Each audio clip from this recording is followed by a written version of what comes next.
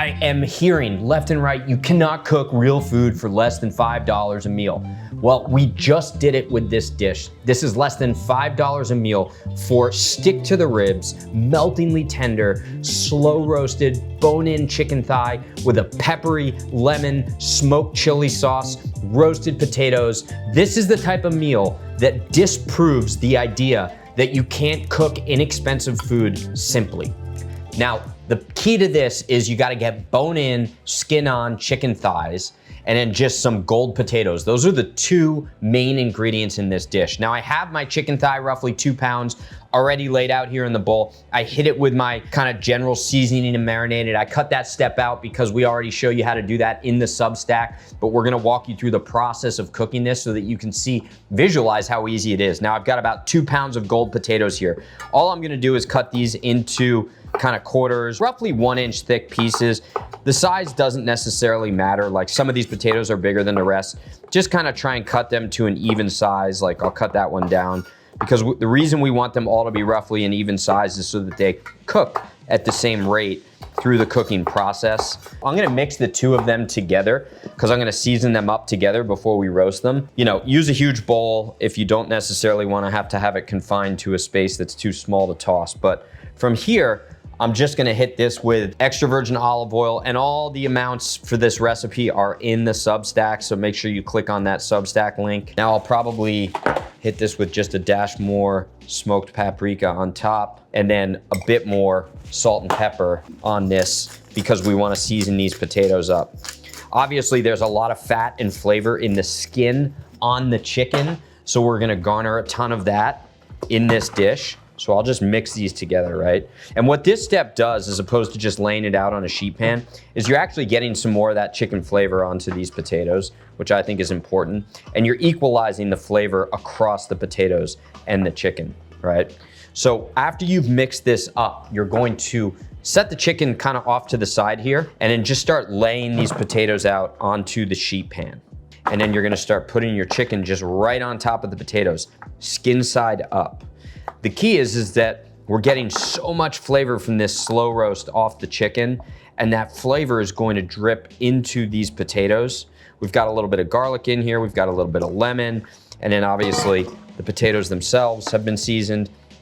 It is that simple right there, okay? Now the only other step that you can decide you wanna take is to add some herbs to this. Now what I'm gonna do here is I'm just gonna take some fresh thyme, and I'm going to add some whole fresh thyme to this dish. And that's gonna kind of perfume, it's gonna add flavor to both the chicken and the potatoes. As the fat renders off the chicken and cooks into the potatoes, that thyme is gonna start kind of frying in that chicken fat, and that's gonna release a lot more aromatics. Now you could do this with rosemary, you can do it with oregano, you can kind of make your own herb mixture. Once again, as I've always said with my recipes, I'm giving you the base and you can improvise over that base however you'd like.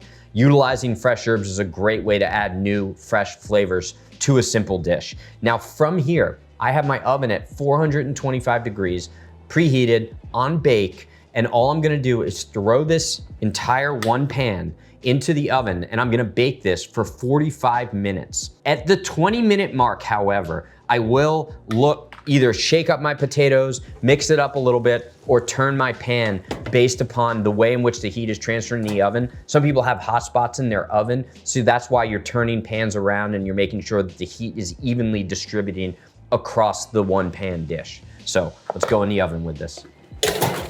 So while the chicken is in the oven, we're gonna add another little step here, and this is really what takes this dish over the top. So we're gonna make a brown butter smoked paprika sauce, right? So it's really simple. We're just gonna add butter into a pan. We're gonna lightly start to toast it. We're gonna pull that off the heat, and then we're gonna add smoked paprika, garlic, lemon zest, freshly cracked black pepper, a little bit of salt, even a dash of vinegar, and then that sauce is what we're gonna finish the chicken with. And it gives it this bite at the end that just really amplifies the flavors. And it's very simple to make. You could do this even with any other dish.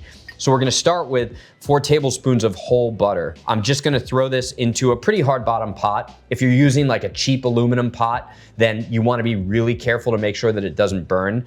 And we're going to toast this just to the point of it getting lightly golden, almost the color of like hay. You might think to yourself, oh, it's just melted butter and a couple seasonings. No, no, no. It's all about the perfect toast on those milk solids. That's what takes this to another level. So from here, while it's still extraordinarily hot, this is when I'm gonna add my garlic, okay? And see how that garlic starts to toast and cook right away?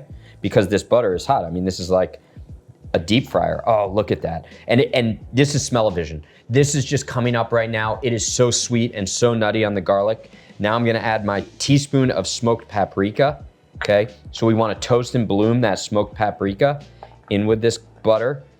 And then, I'm not gonna zest the whole lemon, just about half the lemon here, okay?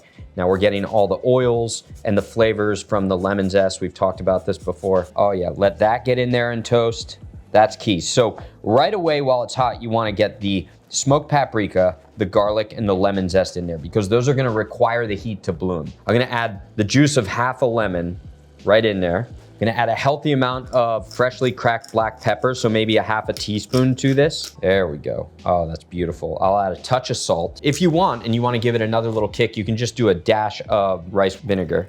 And there you go, right? So this is your finishing drizzle. So this is smoky, it's rich, it's buttery, it's nutty, a bit tangy, and then you've got the citrus juice in there. So it's kind of like the best of all worlds condensed into this finishing drizzle, if you will, if you wanna call it a finishing drizzle. So I'll just put this off to the side now. Been 45 minutes, here we go. Oh, look at that, golden brown. That is just beautiful right there. What I like to do right as it kind of pulls is I'll start to mix all the juices into the potatoes because as they cool, some of those fats will absorb into the potatoes, just giving it more flavor. Now you've got, this isn't pure fat on the pan.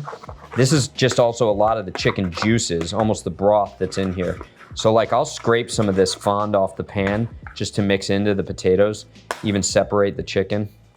So this is where we're gonna stray from the Substack video is chives instead of green onion. Now, if you don't like chives and you like the scallions or the green onions, which are synonymous, go ahead and use the green onions. If you don't like any of the green, then don't use the green. If you wanna add some fresh parsley at this point, add your fresh parsley. If you wanna throw some jalapenos in there because you love everything spicy, go ahead and throw your jalapenos in. I'm not here to judge. I'm just here to give you guys a foundation upon which you can build your own flavors. And what's interesting is that as I'm throwing it into this hot fat and mixing it in, like already in the first couple seconds, I can smell the way in which the chives are kind of melting into this and some of those oils are coming off. Just look at the crackle on this. And this is where the finishing sauce comes into play. Make sure you scrape some of those butter solids off the side of the pan. And that's gonna mix down into the potatoes and it's just gonna add a whole nother dimension of flavor to this dish. This came out to less than $5 per person on a portion basis. In some parts of the country, it could be down into the threes. California, where things are inflated, it's about $100 a person. I kid. It's not even $5. And it's just a wonderful weeknight dish right there.